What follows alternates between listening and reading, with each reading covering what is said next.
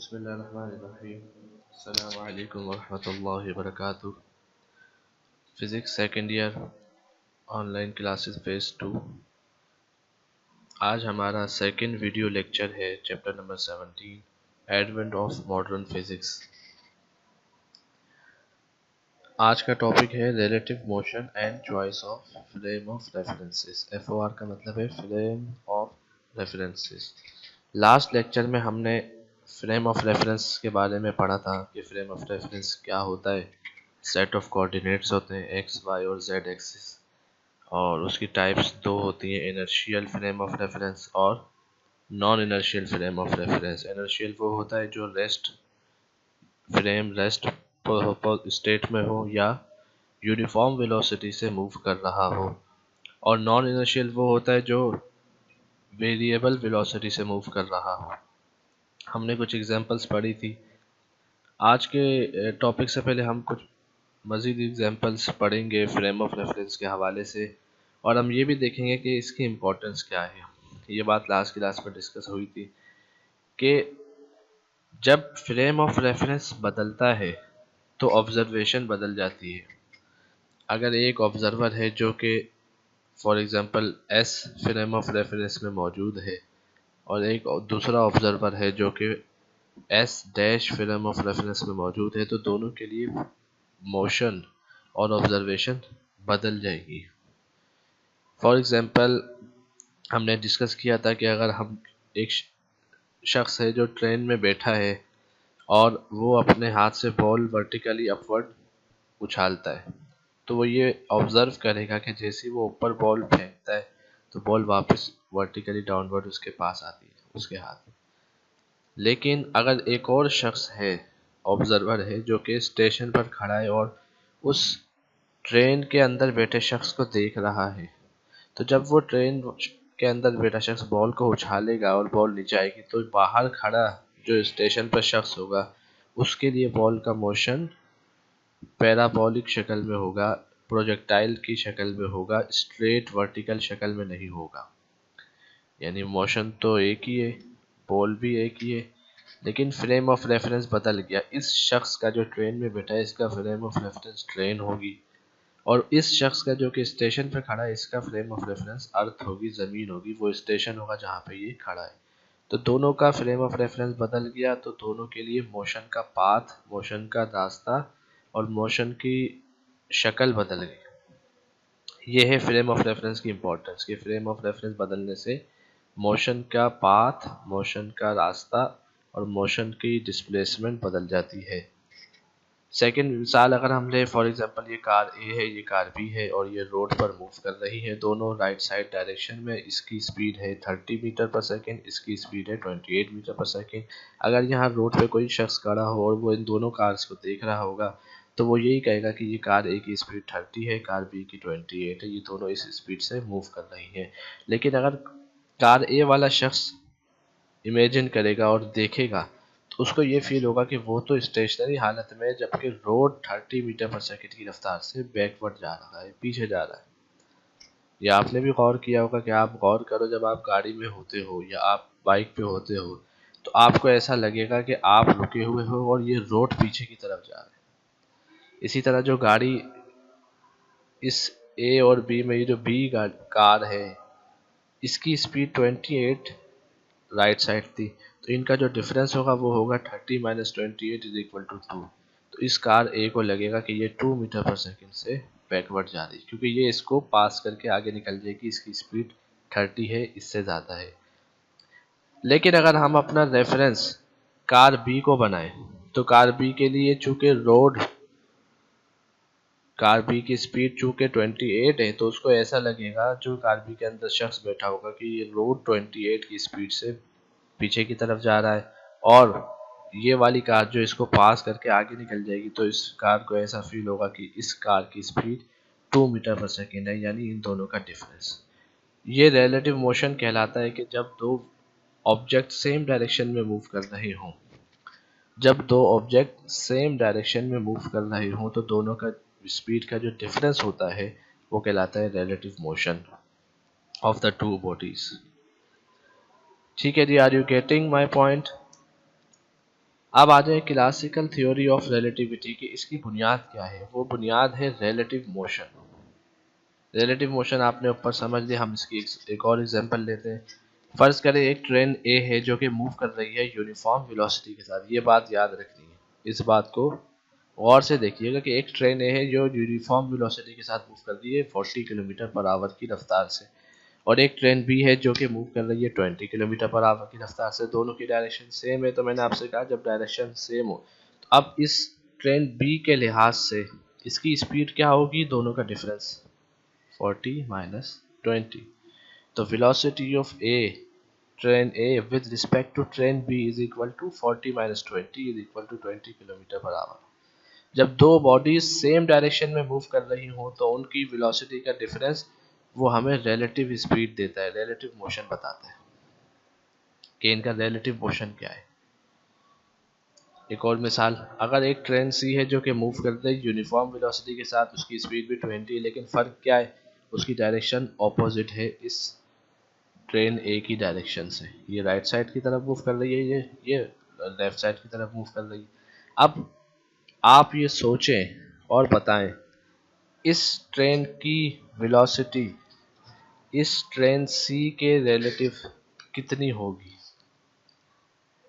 Take 5 seconds, ये सोचें और बताएं, अपने पास लिखें कि इस ट्रेन ए की वेलोसिटी, ये मूव कर रही है 40 की रफ्तार से राइट साइड और ये मूव कर रही है 20 की रफ्तार से लेफ्ट साइड, इसकी स्पीड इसके रिलेटिव क्या होगी? अगर आपका आंसर यही है तो ठीक है कि वेलोसिटी अगर दोनों ऑब्जेक्ट्स की डायरेक्शन ऑपोजिट हो तो प्लस हो जाती है। Getting it? अगर दोनों ऑब्जेक्ट की डायरेक्शन ऑपोजिट है तो उनकी वेलोसिटीज प्लस हो जाती है, वो हमें बताती है रिलेटिव मोशन। और अगर दोनों ऑब्जेक्ट की डायरेक्शन सेम हो तो उनकी वेलोसिटीज माइनस हो जाती है, तो वो हमें बताता है रिलेटिव मोशन। ये रिलेटिव मोशन का कॉन्सेप्ट है, ये अपने पास नोट डाउन जरूर कर लीजिएगा। Is that clear?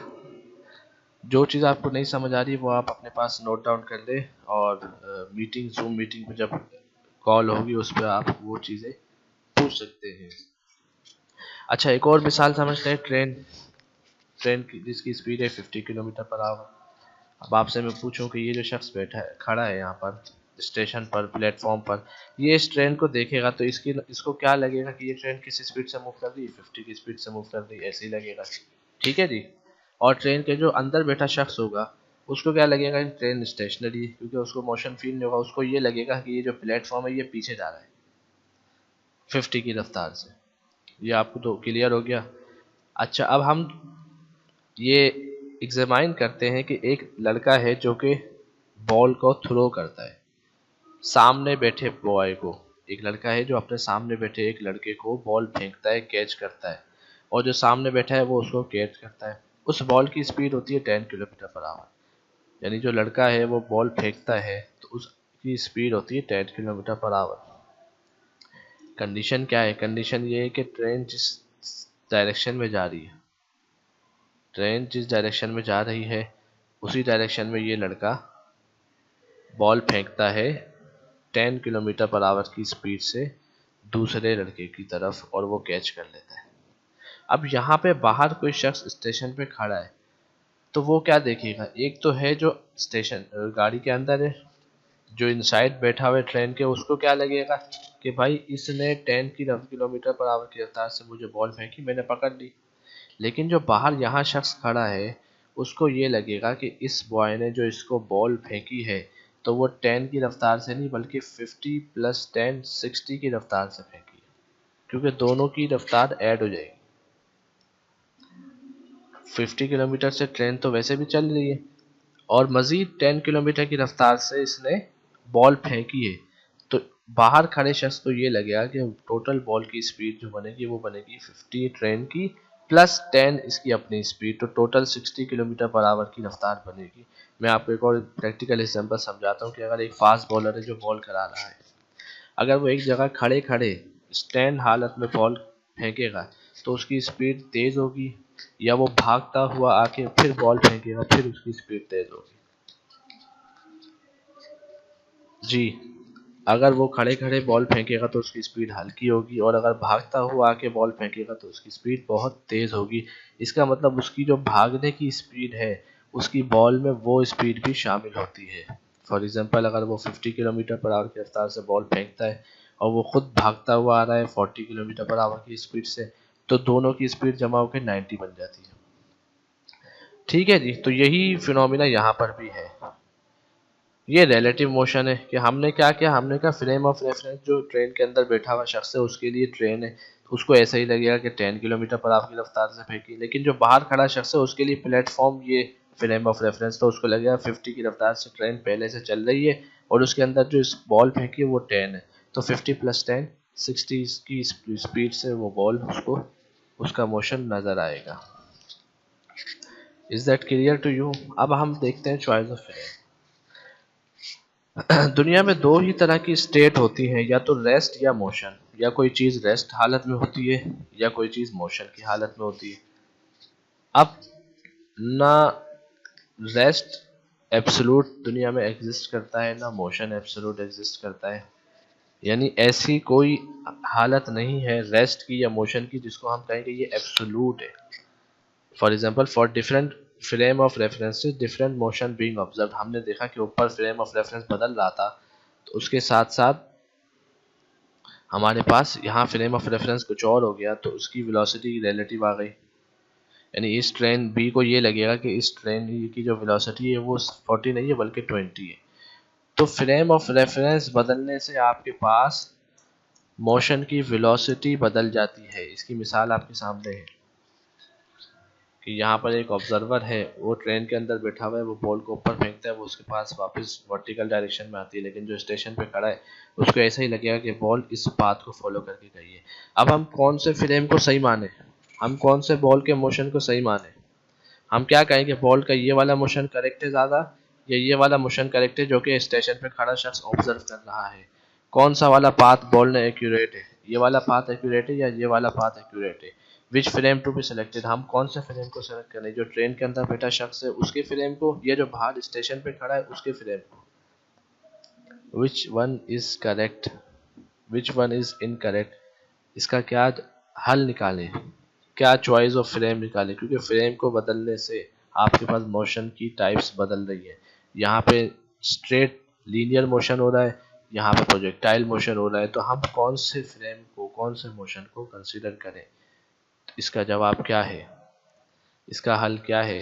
Choice of the frame of reference depend करता है simplicity of the motion of the object. आप ये गौर कर सकते हैं कि दोनों रेफरेंस में उनमें से एक ऐसा रेफरेंस ज़रूर होता है जिसमें मोशन सिंपल होता है दूसरे की निस्बत। तो आप यहाँ पे देखें, यहाँ पे मोशन क्या है, वर्टिकली अपवर्ड है, वर्टिकली डाउनवर्ड है। यहाँ पे मोशन क्या है, प्रोजेक्टाइल पाथ फॉलो कर रहा है। तो दोनों में ज़्यादा सिंपल मोशन कौन सा है? ऑब्वियसली ये। तो जो दोनों फ्रेम ऑफ रेफरेंस में सिंपल मोशन होगा वो हमारी बेस होगा और हम कहेंगे कि हमारा फ्रेम ऑफ रेफरेंस ये है। अपनी आसानी के लिए हम सिंपलिसिटी ऑफ द मोशन को बेस बनाएंगे कि जिस फ्रेम ऑफ रेफरेंस से हमें मोशन सिंपल से सिंपल मिल रहा है हम उस फ्रेम ऑफ रेफरेंस को कंसीडर करेंगे। तो इस केस में हम ट्रेन के फ्रेम ऑफ रेफरेंस को कंसीडर करेंगे, अपनी बेस बनाएंगे। ये हमारी चॉइस ऑफ फ्रेम बहुत इंपॉर्टेंट है कि अगर हम फ्रेम की चॉइस गलत करते हैं तो हमारे लिए मोशन सिंपल से हटके मुश्किल भी हो सकता है।